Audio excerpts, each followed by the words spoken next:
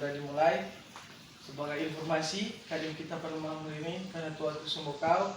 Sementara kadim mempersiapkan diri, mari kita berdiri. Kita menyanyi lagu Kecaplah dan Lihatlah. Ibadah pemuda remaja kita pada malam hari ini akan segera dimulai. Berkatilah kadim yang akan memimpin ibadah ini. Semoga dia bisa berkata-kata seturut dengan kehendak-Mu. Berkati juga teman-teman yang sedang dalam perjalanan. Tibakan mereka di tempat ini dengan selamat. Melalui kami, haleluya, amin.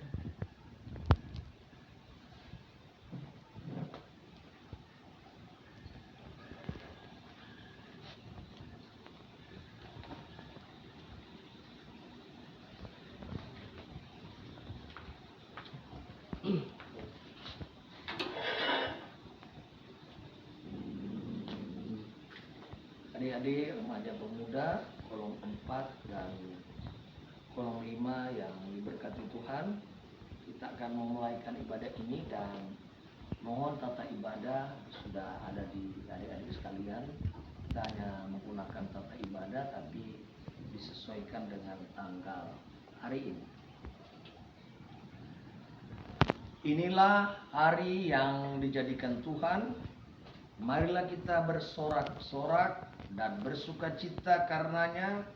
Marilah kita berdiri dan memuliakan ibadah ini dengan bernyanyi Kidung PKJ nomor 2, Mulia Mulia Namanya. Pertolongan kita adalah dalam nama Tuhan yang menjadikan langit dan bumi, yang tetap setia untuk selama-lamanya dan tidak meninggalkan perbuatan tangannya. Kasih karunia dan damai sejahtera dari Allah Bapa kita dan dari Tuhan Yesus Kristus menyertai saudara-saudara.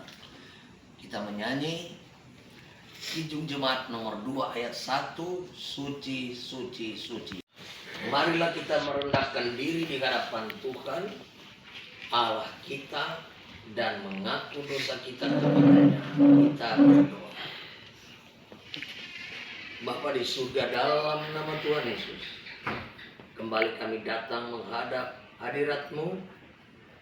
Kami mengucap syukur banyak terima kasih karena Engkau telah menghantarkan kami semua remaja pemuda untuk datang di rumah keluarga Tampi Takasumiang, di mana Saudari Dita sebagai tuan rumah. Engkau memberkati kami Tuhan, dan biarlah Engkau mengampuni salah dan dosa kami yang kami perbuat melawan kehendak-Mu, baik pikiran dan perkataan dan perbuatan kami. Dan kiranya ibadah ini hanya seturut dengan kehendak-Mu saja. Dalam nama Tuhan Yesus. Amin. Seorang berbuat dosa, kita mempunyai seorang pengantara pada Bapa, yaitu Yesus Kristus yang hadir. Ia adalah pendamaian untuk segala dosa kita, dan bukan untuk dosa kita saja, tetapi juga dosa seluruh dunia. Percayalah kepada Injil ini dan hiduplah dalam damai sejahtera. Kita menyanyi Kidung Jemaat nomor 432 ayat 1 dan 2. Jika padamu ditanyakan. Pemuda remaja dan diberkati Tuhan, kita akan membaca Alkitab yang terdapat dalam Kisah Para Rasul 5 ayat 1 sampai 11. Perjanjian Baru, Kisah Para Rasul 5 ayat 1 sampai 11. Sebelum kita membaca dan merenungkan firman Tuhan, mari kita berdoa. Surga, dalam nama Tuhan Yesus, saat ini kami akan membaca dan merenungkan firman-Mu dalam kitab Kisah Para Rasul 5 ayat 1 sampai 11. Biar Engkau mau tolong kami Tuhan, supaya pembacaan dan perenungan firman-Mu boleh berjalan dengan baik. Dan bagi hamba-Mu yang akan menyampaikan kebenaran firman-Mu, Engkau mau tolong kuasai hamba-Mu, kuasai lidah bibir hamba-Mu ini dengan kuasa Roh yang kudus, agar berita firman-Mu dapat tersampaikan hanya seturut dengan kehendak-Mu. Biarlah pembacaan perenungan firman ini supaya kita diajak supaya kita jangan berdusta. Inilah permohonan doa kami Tuhan, di dalam nama Tuhan Yesus kami bawa doa ini. Amin. Kita membuka Alkitab kita, Kisah Para Rasul 5 ayat 1 sampai 11. Kita akan membaca secara berbalas-balasan dengan suara yang keras, dengan topik Ananias dan Safira. Kadim akan membacakan ayat yang bernomor ganjil. Jemaat sekalian, nomor genap. Kita mulai di ayat yang pertama. Ada seorang lain yang bernama Ananias. Ia beserta istrinya Safira menjual sebidang tanah. Dengan setahu istrinya, ia menahan sebagian dari hasil penjualan itu, dan sebagian lain dibawa dan diletakkannya di depan kaki rasul-rasul. Tetapi Petrus berkata, Ananias, mengapa hatimu dikuasai iblis, sehingga engkau mendustai Roh Kudus dan menahan sebagian dari hasil penjualan tanah itu? Selama tanah itu tidak dijual, bukankah itu tetap kepunyaanmu? Dan setelah dijual, bukankah hasilnya itu tetap dalam kuasamu? Mengapa engkau merencanakan perbuatan itu dalam hatimu? Engkau bukan mendustai manusia, tetapi mendustai Allah. Ketika mendengar perkataan itu, rebahlah Ananias dan putuslah nyawanya. Maka sangatlah ketakutan semua orang yang mendengar hal itu. Lalu datanglah beberapa orang muda, mereka mengampani mayat itu, mengusungnya keluar dan pergi menguburnya. Kira-kira 3 jam kemudian, masuklah istri Ananias, tetapi ia tidak tahu apa yang telah terjadi. Kata Petrus kepadanya, katakanlah kepadaku dengan harga sekian tanah itu kamu jual. Jawab perempuan itu, betul sekian. Kata Petrus, mengapa kamu berdua bersepakat untuk mencobai Roh Tuhan? Lihatlah, orang-orang yang baru mengubur suamimu berdiri di depan pintu, dan mereka akan mengusung engkau juga keluar. Lalu rebahlah perempuan itu seketika itu juga di depan kaki Petrus, dan putuslah nyawanya. Ketika orang-orang muda itu masuk, mereka mendapati dia sudah mati. Lalu mereka mengusungnya keluar dan menguburnya di samping suaminya. Maka sangat ketakutanlah seluruh jemaat dan semua orang yang mendengar hal itu. Demikianlah pembacaan firman Tuhan. Mari kita sambut firman Tuhan ini dengan lagu Firman Allah Jaya. Damai di hati. Shalom. Puji syukur kepada Tuhan. Orang boleh baku apa lagi di ibadah remaja pemuda kolom 4 dan kolom 5 yang terjadwal di rumah keluarga Tambi Tanggal Sunial atas nama Saudari Dita Tambi. Pembacaan kita yang disampaikan ini menyangkut bahwa orang jangan berdusta. Dari pembacaan ini ada satu contoh bahwa orang ini jual sebidang tanah. Nah, kenapa jual sebidang tanah kok bisa dikatakan berdusta? Mari kita buka Kisah Para Rasul 2. Coba kita buka Kisah Para Rasul 2 ayat 41 sampai 47.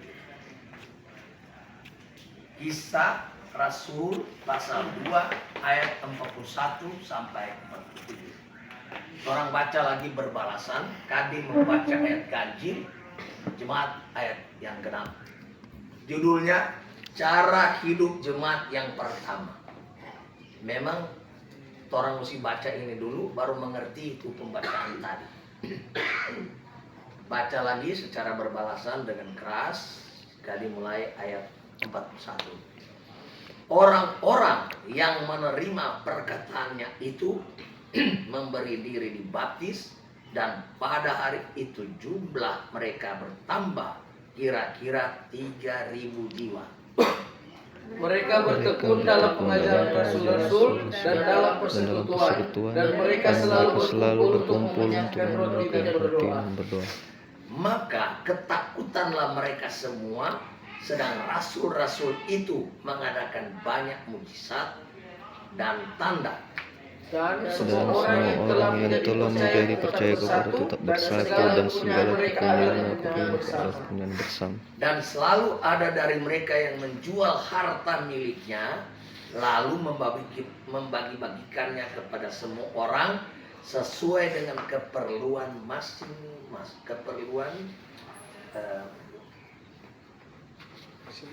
masing-masing.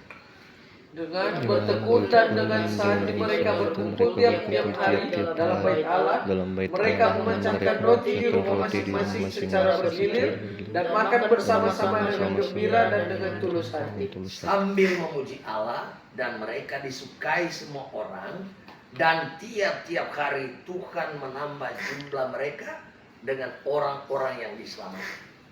Jadi saudara-saudara sekalian, mula-mula apa yang tuh satu orang punya menjadi milik bersama. Nah, oleh sebab itu pembacaan kita di pembacaan ini adalah ayat 5, ayat 1, Kisah Para Rasul 5 ayat 1 sampai 11, itu sudah melatar belakangi di Kisah Para Rasul 2 tadi, bahwa ini tanah ini kalau orang mau jual menjadi milik bersama. Ya.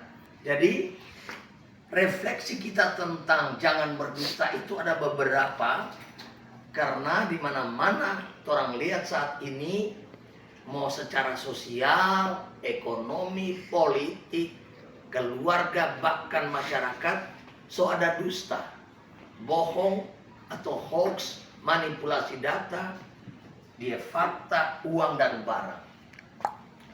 Apalagi di media sosial, karena orang tidak takut berdusta. Tak terkecuali dalam pelayanan gereja, seperti yang dilakukan oleh Ananias dan Safira. Dalam rangka HUT ini, Radio Sumber Kasih, kalau orang tidak ikuti, ini salah satu pertanyaan yang muncul di pertanyaan radio.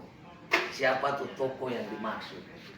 Dan kalau kita dengar nih Ibu Seba yang benar, DP jawaban Ananias, ya.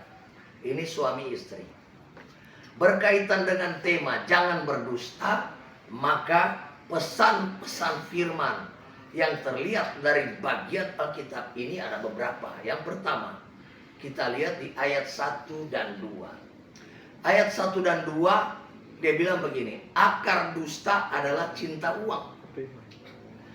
Cinta uang adalah mencondongkan hati pada uang dengan menghalalkan segala cara. Demikian yang dilakukan Ananias. Di samping motivasi ikut-ikutan supaya dilihat ambil bagian dalam pelayanan, dengan setahu istrinya Safira melakukan dusta. Ia menahan sebagian hasil penjualan tanah dan sebagian lain dibawa untuk diletakkan di bawah kaki rasul-rasul. Tadi sudah kita baca bahwa itu tanah itu menjadi milik bersama. Jadi kalau nggak jual 100% mesti kasih. Itu sudah komitmen jemaat mula-mula. Nah, harta, jabatan, popularitas tak segan menghalalkan segala cara, termasuk dusta. Kita lihat 1 Timotius 6 ayat 10, karena akar segala kejahatan ialah cinta uang. Sebab oleh memburu uanglah beberapa orang telah menyimpang dari iman dan menyiksa dirinya dengan berbagai-bagai dusta. Jadi saudara-saudara, cocok sekali di saat ini bagi pemuda remaja untuk mempelajari lebih dalam masalah ini, karena kalau orang sudah tidak lagi menganggap dusta itu adalah hal yang tabu, maka ini akan mempengaruhi kelanjutan adik-adik remaja pemuda di kemudian hari. Ya, di Indonesia ini banyak terpuruk karena apa? Banyak orang pintar tapi sedikit orang jujur. Jadi yang perlu di sini adalah kejujuran. Nah, kejujuran ini menyangkut jangan berdusta. Ya, tolong dicamkan ini, ingat baik-baik. Ini hari Selasa, tanggal 11 ya ini, 11 Juni 2024. Khotbah ini tentang jangan berdusta. Biar mau pakai supaya dalam perjalanan hidup ke depan bisa bagus. Dan di ayat yang ketiga, pesan firman adalah berdusta, cermin hati dikuasai iblis. Petrus mengembalakan Ananias dengan mengatakan, Ananias, mengapa hatimu dikuasai iblis? Ini dimaksudkan supaya Ananias sadar bahwa dusta yang dilakukannya adalah cermin bahwa hatinya dikuasai iblis. Jadi orang yang berdusta dapat dipastikan hatinya dikuasai iblis. Benarlah apa yang dikatakan dalam Yohanes 8 ayat 44 bahwa iblis adalah bapa dari segala dusta. Jadi wani mulia iblis, tapi contoh bagaimana? Kalau wani berdusta, pergi di cermin, kau lihat, so ini tuh iblis. Jadi iblis tidak bisa dilihat, maka kalau mau lihat pilih cermin. Kalau mau berdusta, aduh, nampak kota itu iblis. Dia sudah masuk ke hati nurani seseorang. Kalau dia sedang marah juga, apakah siapa? Nampak itu iblis. Jadi di situ supaya orang bisa mengerti. Refleksi yang ketiga adalah di ayat 3 dan 4, berdusta bukan hanya mendustai manusia, tapi mendustai Roh Kudus atau mendustai Allah. Dengan tegas Petrus mengatakan, selama tanah itu tidak dijual, bukankah itu tetap kepunyaanmu? Dan setelah dijual, bukankah hasilnya itu tetap dalam kuasamu? Mengapa engkau merencanakan perbuatan itu dalam hatimu? Engkau bukan mendustai manusia, tetapi mendustai Allah. Jadi kalau orang sobaku janji, ini ada mau apa ini? Festival ya, pemuda remaja. Sobaku janji mau begini, tiba-tiba mendustai. Itu bukan mendustai manusia, tapi sudah mendustai Roh Kudus, bahkan mendustai Allah. Jadi tolong camkan ini. Dengan demikian orang yang mendustai sesamanya akan menjadi seteru Allah. Jadi jangan berdusta. Hal yang keempat kita lihat di dalam ayat 5 dan 6. Berdusta mengakibatkan kematian. Ini perlu diperhatikan. Setelah mendengar perkataan Petrus, rebalah Ananias dan putuslah nyawanya. Kalau orang berdusta ke manusia, belum mau mati. Maka berdustai Allah, saat itu juga pasti nyawa kita akan dicabut, ya. Karena Alkitab sudah ceritakan. Nah, orang banyak menjadi takut. Lalu beberapa orang muda pergi menguburkannya. Hal ini memperlihatkan bahwa Tuhan tidak kompromi dengan dusta. Dusta bukan hanya membuat kepercayaan hilang dan hubungan dengan orang lain rusak, tapi dusta mendatangkan kematian. Ya, adik-adik sekalian, jadi apalagi perjalanan masih panjang, sebentar kalau semua kerja mungkin, hal yang paling penting adalah jangan berdusta. Hal yang kelima kita lihat di ayat 7 dan 8. Dusta melahirkan dusta dan pendusta baru. Kira-kira 3 jam kemudian masuklah istri Ananias. Tetapi ia tidak tahu apa yang telah terjadi. Kata Petrus kepadanya, katakanlah kepadaku, dengan harga sekiankah tanah itu kamu jual? Jawab perempuan itu, betul sekian. Berarti so ada dusta baru di sini. Safira bukannya mengatakan kebenaran, tapi sebaliknya pembenaran untuk membenarkan dusta yang diucapkan suaminya. Jadi sudah ada kesekongkolan antara suami istri nanti bilang Jo cuma ini orang dapat supaya ini orang boleh pakai.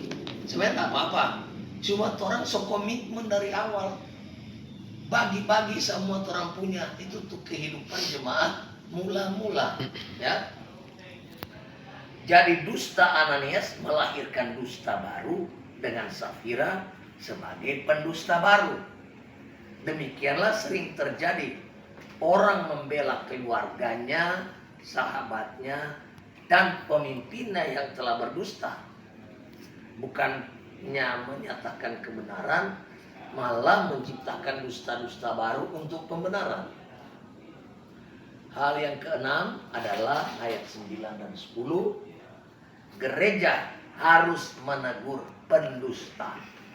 Orang ini sebagai gereja. Petrus sebagai simbol kepemimpinan gereja menegur Safira, katanya, mengapa kamu berdua bersepakat untuk mencobai Roh Kudus, Roh Tuhan? Lihatlah, orang-orang yang baru mengubur suamimu berdiri di depan pintu dan mereka akan mengusung engkau juga keluar. Cuma kata-kata ini, seketika itu juga putuslah nyawanya. Dan orang-orang muda pergi menguburkannya di samping suaminya. Selisih cuma 3 jam. Menegur persepakatan jahat para pendusta seperti ini menjadi tugas kita semua sebagai warga gereja yang sudah mengenal Tuhan Yesus sebagai Tuhan dan Juru Selamat kita. Cuma masalahnya, jika terjadi persepakatan dusta bersama, maka yang terjadi adalah pembenaran tebang pilih dan pembiaran. Karena aduh, tapi tamang pada dia, orang bela juga tapi saudara. Tapi jangan lupa, orang berdusta sesama itu sama dengan sudah mendustai Tuhan. Hal yang ketujuh dan yang terakhir adalah ayat 11. Pesannya apa? Takutlah berdusta. Peristiwa kematian Ananias dan Safira akibat dusta yang dilakukan mereka membuat orang yang mendengarnya sangat ketakutan. Hal ini menjadi pelajaran supaya orang percaya takut berdusta, ya. Karena ini tegas, ya, Alkitab ini. Ada orang tidak takut berdusta karena uang, ya toh, dia berdusta. Atau jabatan karena tekanan struktural, akibatnya menjadi pendusta dan penggila. Jadi ini pesan firman, ya. Seharusnya lebih takut kepada Allah daripada takut kepada manusia. Jadi ini memang menjadi pergumulan kita bersama. Jangan berdusta. Yang harus kita lakukan adalah jika ya, hendaklah kamu katakan ya. Jika tidak, hendaklah kamu katakan tidak. Apa yang lebih daripada itu berasal dari si jahat. Itu boleh kita baca dalam Matius 5 ayat 30. Demikianlah firman Tuhan. Dan semoga adik-adik remaja pemuda bisa merenungkan kembali apa yang sudah disampaikan ini. Karena ini menyangkut etika moral adik-adik sekalian di dalam menapaki kehidupan hari ini dan esok dan seterusnya. Amin. Nantinya kita akan akhiri dengan doa Bapa. Kita berdoa. Bapa di surga, dalam nama Tuhan Yesus, terima kasih Tuhan, Engkau sudah hadir bersama-sama dengan kami dan Engkau sudah berbicara kepada kami melalui pembacaan firman-Mu tadi. Biarlah pembacaan firman-Mu tadi boleh tertanam di dalam hati sanubari kami semua, agar supaya hari lepas hari kami selalu melakukan hal-hal yang Engkau lakukan. Terutama, biarlah Engkau menguatkan kami supaya kami tidak berdusta, agar supaya kami jujur. Oleh sebab itu Tuhan, kuatkan kami semua. Bapa di surga, terima kasih juga Engkau telah memberi kesempatan sehingga kami boleh membawa persembahan.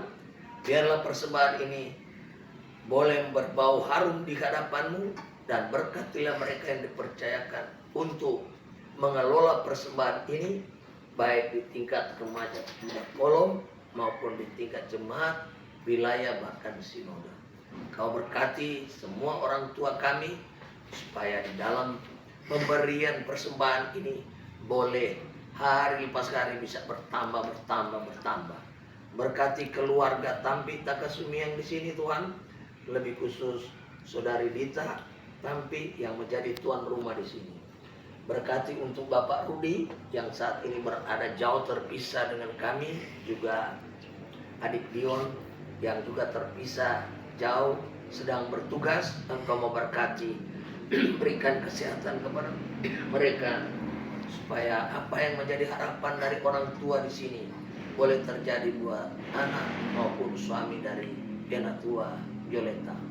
Bapa di surga, kami berdoa juga untuk persekutuan remaja pemuda kolom 4 dan kolom 5. Engkau memberkati segala pengurus UPK remaja pemuda, berikan kekuatan ketabahan kepada mereka agar supaya persekutuan ibadah ini boleh berjalan sesuai dengan rencana mereka. Inilah permohonan doa kami Tuhan. Kami bawa doa ini di dalam nama Tuhan Yesus yang mengajar kami berdoa. Bapa kami dalam surga, dikuduskanlah namamu, datanglah kerajaan-Mu, jadilah kehendakmu di bumi seperti surga. Berilah kami pada hari ini makanan kami yang secukupnya, dan ampunilah kami akan kesalahan kami, seperti kami mengampuni orang yang bersalah kepada kami. Dan janganlah membawa kami ke dalam pencobaan, tapi lepaskan kami dari jahat, karena Engkaulah yang punya kerajaan, kuasa dan kemuliaan sampai selama-lamanya. Amin. Dan terimalah berkat Tuhan. Tuhan memberkati engkau dan melindungi engkau. Tuhan menyinari engkau dengan wajah-Nya dan memberi engkau kasih karunia. Tuhan menghadapkan wajah-Nya kepadamu dan memberi engkau damai sejahtera. Amin. Amin. Amin. Mari kita berdoa. Ya Tuhan, ibadah kita pada malam hari ini sudah selesai. Semoga apa yang tadi kita dengar firmankan, semoga itu bisa bermanfaat bagi kami. Berkati juga penatua yang telah memimpin ibadah ini.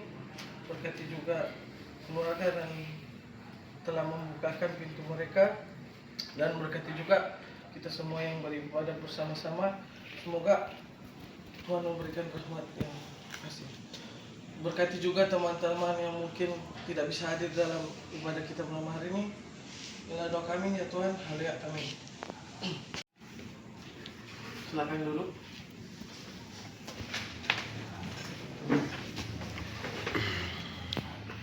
Ibadah pemuda remaja kita pada hari ini sudah selesai.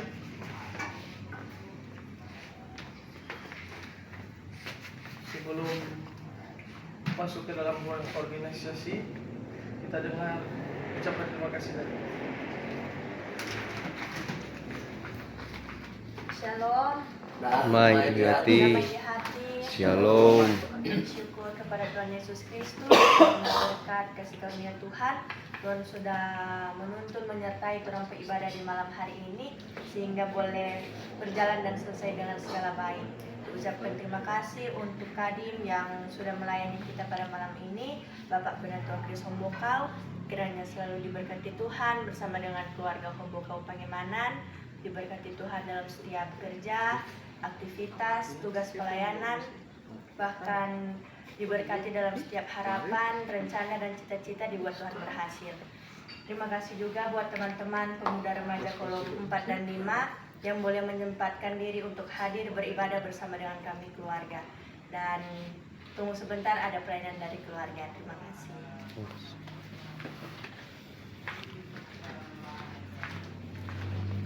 Untuk informasi ibadah pemuda remaja bulan berikut akan diinformasikan di grup WA, tapi akan bertempat di kolom 4. Terima kasih.